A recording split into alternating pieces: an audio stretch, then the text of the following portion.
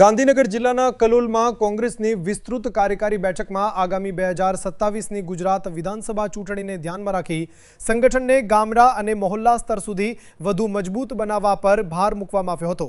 બેઠકમાં મહોલ્લા સમિતિથી લઈને તાલુકા સમિતિ સુધી સંગઠનનું વિસ્તરણ અને કલોલ તાલુકાના તમામ ગામોમાં કોંગ્રેસને વધુ સક્રિય બનાવવા અંગે માર્ગદર્શન આપવામાં આવ્યું હતું। વધુ વિગતો જાણીએ અમારા સંવાદદાતા પ્રવીણ ઠાકોર પાસેથી। કલોલ શહેર અને તાલુકા કોંગ્રેસ સમિતિની વિસ્તૃત કાર્યકારી બેઠક ગણેશ પાર્ટી પ્લોટ ખાતે યોજાઈ હતી। બેઠકમાં ગાંધીનગર જિલ્લા કોંગ્રેસ સમિતિના પ્રમુખ અરવિંદસિંહ સોલંકી, પૂર્વ ધારાસભ્ય બલદેવજી ઠાકોર, જિલ્લા કોંગ્રેસ પ્રભારી રાજેન્દ્રસિંહ કુંપાવત, તાલુકા કોંગ્રેસ પ્રમુખ રતુભાઈ દેસાઈ, શહેર કોંગ્રેસ પ્રમુખ મનોજભાઈ નાયક અને તાલુકા કોંગ્રેસ સમિતિના પ્રમુખ વિમલજી એન ઠાકોર સહિત જિલ્લાના આગેવાનો, હોદ્દેદારો અને મોટી સંખ્યામાં કાર્યકરો ઉપસ્થિત રહ્યા હતા।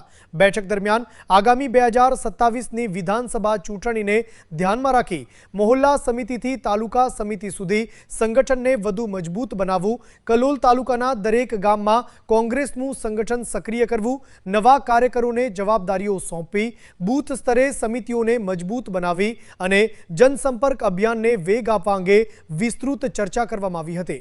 નેતાઓએ કાર્યકરોને દરેક ગામ અને દરેક બૂથ સુધી પક્ષની કામગીરી પહોંચાડવા આહ્વાન કર્યું હતું।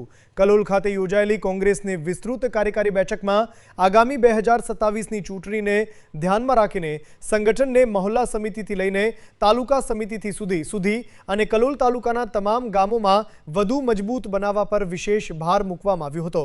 બેઠકમાં બૂથ લેવલ સુધી કાર્યકરોને સક્રિય બનાવી કોંગ્રેસના સંગઠનને વધુ અસરકારક બનાવવા માટે નેતાઓએ માર્ગદર્શન આપ્યું હતું। પ્રવીણ ઠાકોર, પ્રકોપ ન્યૂઝ, કલોલ। તમને લોકોને ચૂંટીના લાવવા છે, પણ ક્યારે આપણે કરી શકીએ? હે, કૌરવો 125 હતા, કૌરવો 125 હતા અને પાંડવો કેટલા હતા? 5 જ હતા।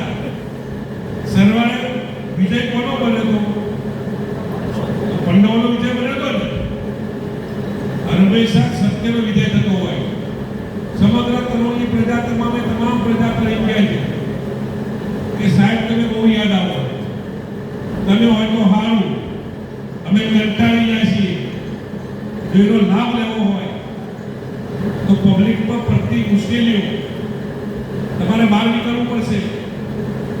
આ બધું પબ્લિકમાં પડતી મુશ્કેલીઓ ઉજાગર કરવી પડશે। તમામ પ્રકારની જે સંગઠનાત્મક કામગીરી છે એના અનુસંધાને આ મીટિંગ તમારી વચ્ચે બોલાવો। ડર્યા સિવાય કોઈ પણ સંજોગોમાં આ વખત વિધાનસભાની ચૂંટણી કચકચાઈ લડવાની છે। આજે વધારે છે તે બદલ હું તમારો હાર્દિક સ્વાગત કરું છું।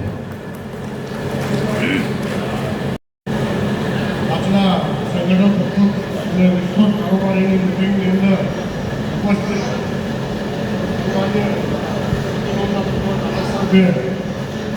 શ્રી બલદેવજીભાઈ, અરવિંદસિંહભાઈ, જિલ્લા કોંગ્રેસ પ્રમુખ, જિલ્લા પ્રભારી રાજેન્દ્રસિંહભાઈ અને સ્ટેજ પર બિરાજમાન તમામ મહાનુભાવો, રઘુભાઈ દેસાઈ, આજની વિસ્તૃત કારોબારીની અંદર આપણે મળ્યા છીએ ત્યારે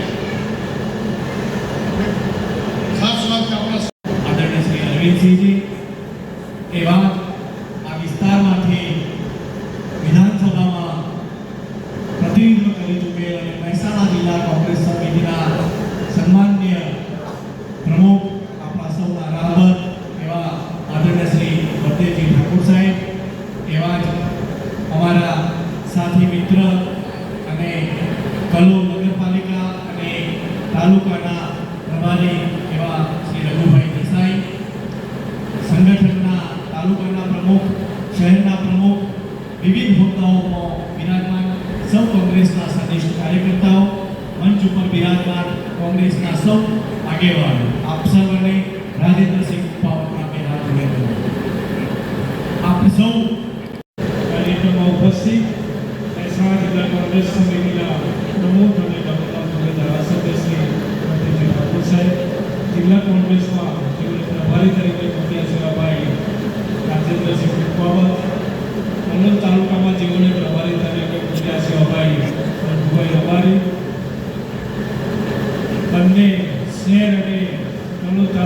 પ્રદેશ પ્રમુખશ્રીભાઈ વિભતજી અને ભાઈ મનોજભાઈ, ભાઈ પ્રતાપજી, ભાઈ ધનજીભાઈ, ભાઈ રાઘવજી, તમામ મંચસ્થ આગેવાનો અને કલોલ શહેર અને તાલુકામાંથી આવેલા કોંગ્રેસના હોદ્દેદારો, રાજેન્દ્રસિંહભાઈએ, ભાઈ બળદેવજીએ બધાને વિગતવાર વાત કરી છે. પ્રદેશ સમિતિ